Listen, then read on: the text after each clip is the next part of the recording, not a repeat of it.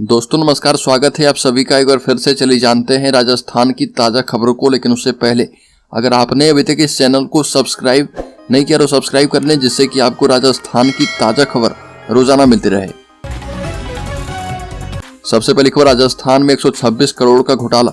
विधानसभा में खेल मंत्री राज्यवर्धन सिंह राठौर ने कहा कि राजस्थान में 126 करोड़ का घोटाला हुआ है और राजस्थान के युवाओं के साथ गहलोत सरकार ने छल किया है। राजीव गांधी ओलंपिक के नाम पर सरकार ने सरकारी पैसा पानी की तरह बहाया है और सिर्फ 126 करोड़ रुपए में तो टी शर्ट और शर्ट ही खरीदी गई है। साथ ही कहा कि नियम के मुताबिक सरकारी नौकरी पाने के लिए जो भी दस्तावेज आवश्यक होते हैं वो लगेंगे। राजीव गांधी खेलकूद से संबंधित कोई भी दस्तावेज सरकारी नौकरी के लिए मान्य नहीं होगा। अगली खबर, राजस्थान में अवैध खनन के खिलाफ अभियान में सामने आया है जब्ती का आंकड़ा। 10 करोड़ वसूली, 11 करोड़ के खनिज के साथ करोड़ों के वाहन जब्त। राजस्थान में अवैध खनन माफियाओं के खिलाफ प्रदेश के मुख्यमंत्री भजनलाल शर्मा ने मोर्चा खोला था और मुख्यमंत्री के आदेश के बाद 15 जनवरी से पूरे राजस्थान में अवैध खनन के खिलाफ अभियान चलाया जा रहा। अब इस अभियान में कितने अवैध खनन, कितनी जब्ती हुई है उसका आंकड़ा सामने आया है, जिसमें बताया जा रहा है कि इस अभियान में करीब 10 करोड़ की वसूली हुई है, जबकि 11 करोड़ के करीब खनिज जब्त किए गए हैं। इसके अलावा करोड़ों की वाहन जब्त हुए हैं। बड़ी खबर, गैंगस्टर्स की कांग्रेस के नेताओं से साठगांठ थी, पुलिस पीट कर आती थी। हमारी प्राथमिकता अपराध मुक्त राजस्थान बनाना है। राजस्थान के मुख्यमंत्री भजनलाल शर्मा ने विधानसभा में राज्यपाल के अभिभाषण पर जवाब दिया और सांगानेर की जनता को धन्यवाद देते हुए आभार जताया है। मुख्यमंत्री ने कहा कि जनता ने 44% वोट देकर सदन में भेजा है और राम मंदिर निर्माण के लिए पीएम मोदी का आभार जताया। और मुख्यमंत्री ने राम मंदिर को आर्थिक प्रगति का प्रतीक बताया है। बापू को नमन करते हुए मुख्यमंत्री ने कहा कि राम राज्य गांधी जी का भी सपना था और राम राज्य राष्ट्रीय मिशन का आधार था। अगली खबर, राजस्थान में लोकसभा चुनाव के लिए बसपा ने बनाई बड़ी रणनीति। 10 फरवरी के बाद है तैयारी। राजस्थान में एक तरफ विधानसभा का चुनाव खत्म हुआ है, वहीं दूसरी तरफ लोकसभा चुनाव को लेकर तैयारियां तेज है। बसपा सभी लोकसभा सीटों पर चुनाव लड़ने की तैयारी कर रही है। इसके लिए पूरे प्रदेश को 4 जोन में बांट दिया गया है, जिनमें कई नेताओं को जिम्मेदारी दी गई है। ये वो नेता हैं जो पार्टी के लिए विधानसभा चुनाव में काम कर चुके हैं। अगली खबर, पक्षियों की नगरी भरतपुर के केवला देव नेशनल पार्क में पैंथर ने दी है दस्तक। पर्यटकों को किया गया है अलर्ट। राजस्थान का पूर्वी द्वार कहा जाने वाला भरतपुर जिले के विश्वविख्यात केवला देव नेशनल पार्क में पैंथर ने दस्तक दी है। पार्क में पैंथर को देखते हुए पर्यटकों को अलर्ट करने के लिए जगह जगह बोर्ड लगाए गए हैं और पैंथर नेशनल पार्क में रामनगर गांव की तरफ एल ब्लॉक में लगे कैमरे में पैंथर की लोकेशन ट्रैक हुई है। एक और बड़ी खबर, गहलोत सरकार ने 1 अरब 26 करोड़ के तो नीकर और टी शर्ट ही बांट दिए थे। राजस्थान विधानसभा में पूर्ववर्ती गहलोत सरकार के समय हुए ग्रामीण ओलंपिक का मामला उठा है और सादुलपुर विधायक मनोज न्यांगली ये मामला उठाया है। न्यांगली ने खेलों के आयोजन में बड़े घोटाले के आरोप लगाए और कहा कि ग्रामीण ओलंपिक पर 1 अरब 95 करोड़ रुपए की राशि खर्च की गई थी और इनमें से 1 अरब 26 करोड़ के तो नीकर और टी शर्ट ही बांट दिए गए थे। मांग करते हुए कहा कि सरकार इसकी जांच करवाए। अगली खबर, भरतपुर वासियों को मुख्यमंत्री भजनलाल शर्मा का तोहफा। जिले में खुला है जनसुनवाई केंद्र, नहीं जाना पड़ेगा जयपुर। राजस्थान में बीजेपी की सरकार बनने और मुख्यमंत्री भजनलाल शर्मा को बनाए जाने से भरतपुर वासियों में काफी खुशी है। मुख्यमंत्री भजनलाल शर्मा भरतपुर जिले की नदबई विधानसभा क्षेत्र के अटारी गांव के रहने वाले हैं, इसलिए भरतपुर के लोग अपनी समस्याओं को लेकर जयपुर जाते हैं। मुख्यमंत्री भरतपुर के होने के कारण लोगों की चाहत भी होती है कि मुख्यमंत्री से मिले और इसको लेकर मुख्यमंत्री ने भरतपुर में ही जनसुनवाई केंद्र खोलने का आदेश दिया है, जो कि मुख्यमंत्री आवास से सीधे तौर पर कनेक्ट रहेगा। अगली खबर, राजस्थान स्कूल में ड्रेस कोड के साथ लागू होने जा रहे 5 नियम, नहीं मानने पर शिक्षक छात्र सब पर होगी कार्रवाई।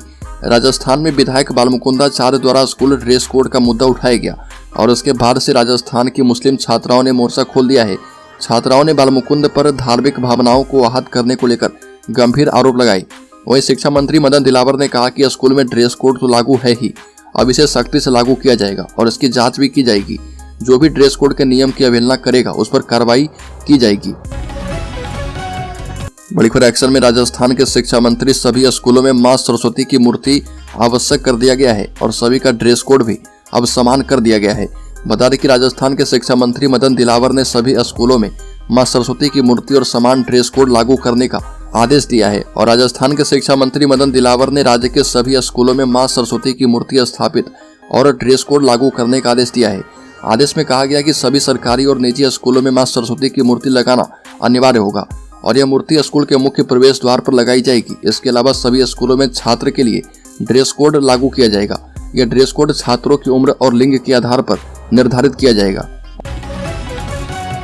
अगली खबर, ईआरसीपी में राजस्थान को कितना पानी मिलेगा, एमओयू में नहीं है उल्लेख। बागी यूनिस खान के तीखे तेवर। विधानसभा में ईआरसीपी का मुद्दा छाया रहा और शून्यकाल में यूनिस खान ईआरसीपी के मुद्दे पर बोल रहे थे। उन्होंने कहा कि ईआरसीपी को लेकर राजस्थान और एमपी के बीच जो एमओयू हुआ है उसमें कहीं नहीं लिखा है कि राजस्थान को कितना पानी मिलेगा। ये भी कहा कि राजस्थान इस एमओयू में सिंचाई का सपना देखना बंद कर दे। यह समझौता बिना पढ़े किया गया है। और ये भी कहा कि ईआरसीपी को लेकर कार्यशाला तो करवा दो, लेकिन इन लोगों को पता चले ईआरसीपी क्या है। अगली खबर, जेसीबी चुराने वाले जैसलमेर के 3 आरोपियों को पुलिस ने 1 महीने के बाद पकड़ा। पहचान के लिए खंगाले 250 सीसीटीवी। जैसलमेर से जेसीबी चोरी करने वाले चोरों को पुलिस ने 1 महीने बाद गिरफ्तार कर लिया है। पकड़े गए तीनों चोर बालोतरा जिले के रहने वाले हैं। इनकी गिरफ्तारी के लिए पुलिस ने करीब 250 सीसीटीवी फुटेज खंगाले तब कहीं सफलता मिली है और हालांकि अभी तक जेसीबी बरामद नहीं की जा पाई है और पुलिस चोरों से पूछताछ कर रही है। अगली खबर, दौसा में 4 फरवरी से शुरू होगा भाजपा का गांव चलो अभियान। 54,000 गांव तक पहुंचने की बनाई रणनीति। दौसा जिले में भाजपा की ओर से गांव चलो अभियान और शक्ति बंधन कार्यशाला का आयोजन किया गया है।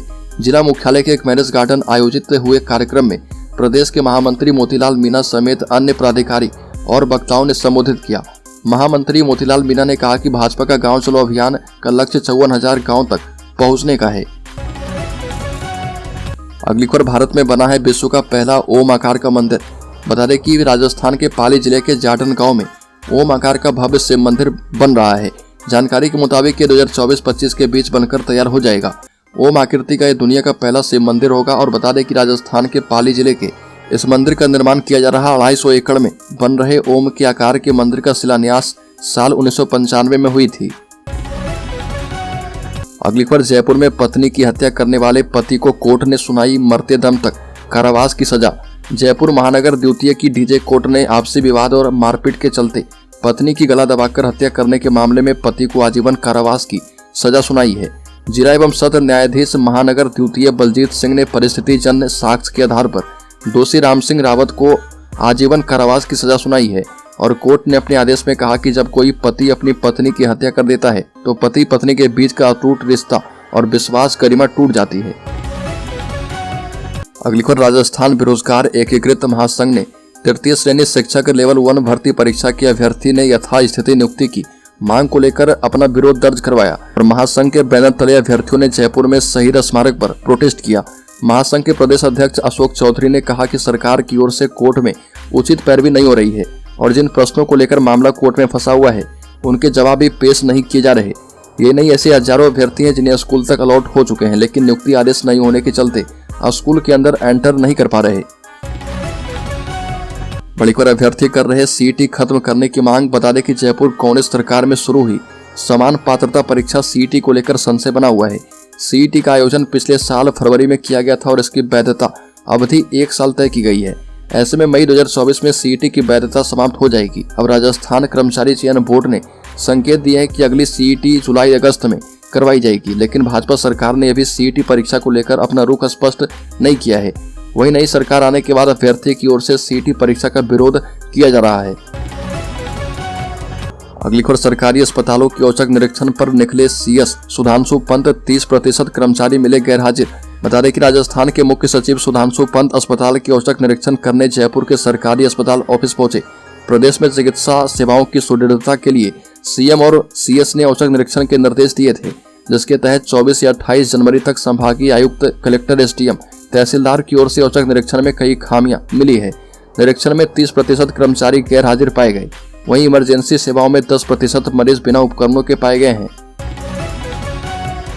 बड़ी खबर, राजस्थान में भजनलाल सरकार जल्द हटाएगी तबादलों से बैन। बता दें कि राजस्थान की भजनलाल सरकार जल्द ही निचले स्तर के अधिकारी और कर्मचारी को बड़ी खुशखबरी देने जा रही है। सरकार विधानसभा चुनाव के समय अधिकारी और कर्मचारी के तबादलों पर लगाए गए बैन को हटाने जा रही है। सूत्रों की माने तो फरवरी के दूसरे सप्ताह तक तबादलों पर से प्रतिबंध हट सकता है।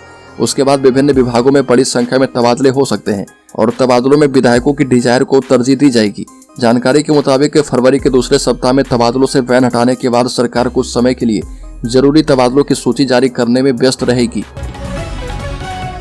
अगली खबर, राजस्थान के विधानसभा में कांग्रेस पर जमकर बरसे मुख्यमंत्री भजनलाल शर्मा। राजस्थान के मुख्यमंत्री भजनलाल शर्मा ने पहली बार शोर शराबा और हंगामे के बीच विधानसभा में सरकार का पक्ष रखा और कांग्रेस पर पलटवार करते हुए कहा कि हमारी सरकार न पर्ची की है न ही खर्ची की, यह सरकार धरती की है और धरती पुत्रों की है।